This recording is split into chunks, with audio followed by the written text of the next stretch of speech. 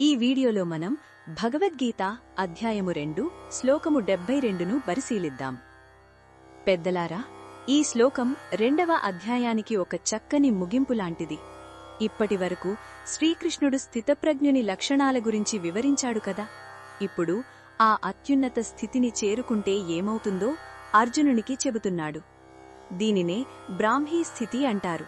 అంటే బ్రహ్మమునందు స్థిరంగా నిలిచి ఉండటం. ఇది ఏదో ఒక ప్రదేశం కాదు, మనసు యొక్క ఒక పరిపూర్ణమైన స్థితి.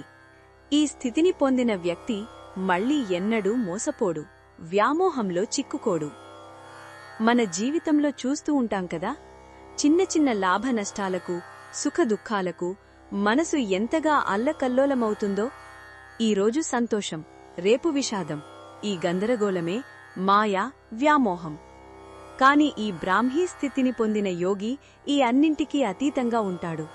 అతని మనసు సముద్రంలా ప్రశాంతంగా ఉంటుంది. ఎన్ని నదులు కలిసినా సముద్రం పొంగిపోదు. అలాగే ఎన్ని కష్టసుఖాలు ఎదురైనా అతని మనసు చలించదు. ఇంకా భగవానుడు ఒక అద్భుతమైన హామీ ఇస్తున్నాడు. ఈ స్థితిలో జీవితపు చివరి క్షణంలో, అంటే మరణ సమయంలో ఉన్నా సరే ఆ వ్యక్తి బ్రహ్మనిర్వాణాన్ని పొందుతాడు అని. అంటే పరబ్రహ్మంలో ఐక్యమవుతాడు.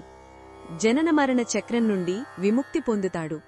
నీటి బిందువు తిరిగి సముద్రంలో కలిసిపోయినట్లు జీవాత్మ పరమాత్మలో విలీనమవుతుంది. ఇదే మోక్షం. ఇది మన జీవిత ప్రయాణానికి అంతిమ గమ్యం. ఈ శ్లోకం మనకు ఒక గొప్ప భరోసానిస్తుంది.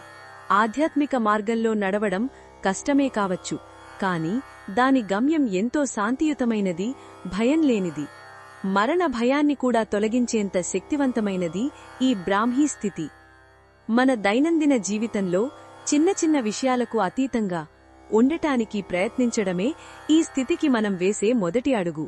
ఇది ఈ శ్లోకంలోని భావాన్ని వివరించడమే లక్ష్యం. మరిన్ని భగవద్గీత శ్లోకాల అర్థాన్ని తెలుసుకోవాలంటే మా తదుపరి వీడియోలను తప్పకుండా చూడండి.